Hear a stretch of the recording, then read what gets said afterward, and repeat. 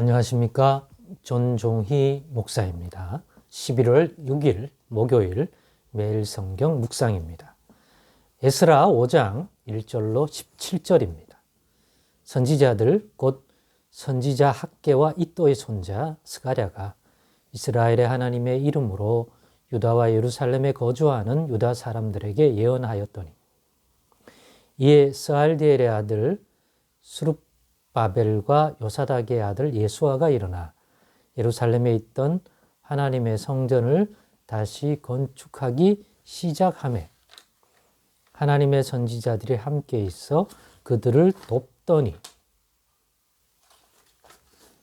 그때 유프라테 강 건너편 총독 다뜨네와 스달보스네와 그들의 동관들이 다 나와 그들에게 이르되 누가 너희에게 명령하여 이 성전을 건축하고 이 성곽을 마치게 하였느냐 하기로 우리가 이 건축하는 자의 이름을 아뢰었으니 하나님이 유다 장로들을 돌보셨으므로 그들이 능히 공사를 막지 못하고 이 일을 다리오에게 아뢰고 그 답장이 오기를 기다렸더라.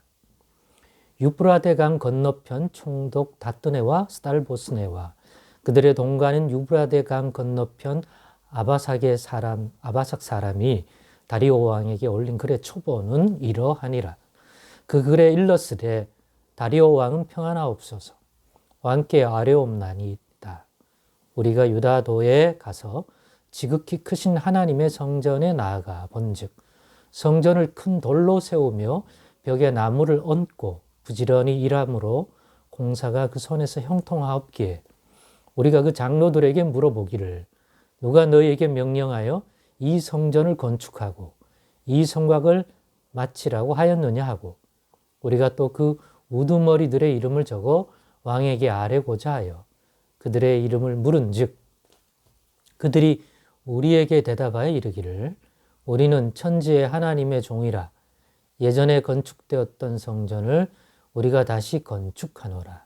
이는 본래 이스라엘의 큰 왕이 건축하여 완공한 것이었으나 우리 조상들이 하늘에 계신 하나님을 노엽게 하였으므로 하나님이 그들을 갈대아 사람 바벨론 왕 느부갓네살의 손에 넘기심에 그가 이 성전을 헐며 이 백성을 사로잡아 바벨론으로 옮겼더니 바벨론 왕 고레스 원년에 고레스 왕이 조서를 내려 하나님의 이 성전을 다시 건축하게 하고 또 느부갓네살이 예루살렘 하나님의 성전 안에서 금은 그릇을 옮겨다가 바벨론 신당에 두었던 것을 고레스 왕이 그 신당에서 꺼내어 그가 세운 총독 세스바살이라고 부르는 자에게 내주고 일러 말하되 너는 이 그릇들을 가지고 가서 예루살렘 성전에 두고 하나님의 전을 제자리에 건축하라 하매 이에 이 세스바살이 이르러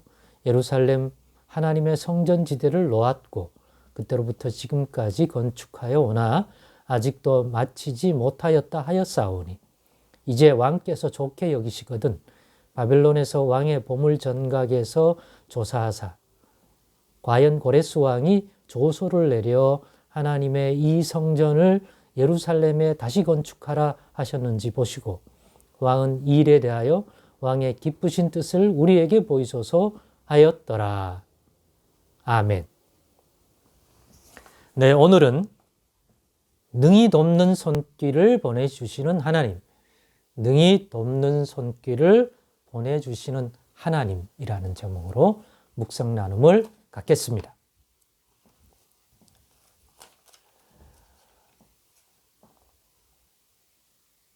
고레스 왕에 의해서 페르시아, 바벨론 포로민들이 고국으로 돌아와 예루살렘의 재건, 그 중심에 예루살렘 성전의 재건, 그리고 동시에 예루살렘 주변의 성곽까지 재건하는 공사를 시작하게 되었습니다. 그러나 죄 많은 이 세상에서 그것이 하나님의 뜻으로 또 하나님의 간섭과 손길로 유다 왕이 아닌 당시 패권 국가인 페르시아 왕 고레스에 의해서 그 일이 이루어지도록 했습니다. 왜냐하면 예루살렘에는 사람이 없기 때문에, 이스라엘 백성들이 다 포로로 바벨론 시대에 잡혀갔기 때문에 스스로의 힘으로는 돌아올 수도 없는 그러한 여러 상황과 환경이 있었기 때문에 결국 그 일을 하게 하려면 페르시아 왕 고레스를 움직여야만 되었을 것입니다. 근데 하나님이 그 일을 하셨더란 말입니다. 그래서 돌아와서 이제는 페르시아 왕 고레스가 명령했고 조서를 썼으니 이제 뭐 시간 문제구나. 예루살렘 성전 재건과 예루살렘 재건은, 유다의 재건은. 그런데 아닙니다. 제 많은 현실의 세계에는 결국 방해와 또 시험거리와 여러 가지가 발생한다는 사실을 다시 한번 확인할 수 있었습니다. 그리고 상황이 나쁜 쪽으로 돌아가니까 고레스 왕 이후에 왕이 된 페르시아 왕은 고레스 왕이 내렸던 조서나 그 상황을 정확히 인지를 못하고 있습니다. 그런데 방해꾼들이 왕의 마음을 사는 그러한 편지와 여러 조치를 통해서 이후에 페르시아 왕은 그것도 모르고 결국 그들의 이러한 농간에 넘어가서 예루살렘 성전 재건 및 예루살렘 재건에 대한 모든 것들을 중단하게 만들었다는 것을 우리가 확인할 수 있었습니다. 그러면서 우리는 지난 시간에 그럼에도 불구하고 우리가 기억해야 하는 것은 그런 상황이 되었을 때, 장애물을 만났을 때 우리에게 요구되는 믿음은 하나님이 일을 시작하게 하셨기 때문에, 하나님께로 난 일이기 때문에, 그리고 예레미야 선지자가 이 일을 하나님의 때가 되면 행하실 거라는 걸 예언하기도 했기 때문에 이건 다 하나님이 하신 일이다. 하나님이 말씀을 주셨다. 이 일을 행할 거라고 때가 되면. 그렇다면 또 실제로 시작하셨잖아요. 근데 현실적으로 중단하는 문제가 나왔습니다. 낙심이 되죠. 그럴 때 필요한 믿음은 하나님은 자기가 하신 말씀을 반드시 이루신다. 그리고 그 약속을 이루신다. 그러나 현실의 세계에는 동시에 방해도 일어나더라. 근데 방해가 일어나더라도 하나님은 능히 그것들을 모두 극복하고 하나님 말씀이 성취되도록 우리를 이끌으시는 분이다. 라고 하는 믿음이 필요하다. 우리 하나님은 자신이 하신 약속과 주신 말씀에 신실하신 분이니까, 또 하나님은 전능하시니까 방해가 일어나더라도 그 방해를 능히 극복하고 우리를 통해서 그 일이 이루어지도록 능히 이끌 수 있는 분이 우리 하나님입니다.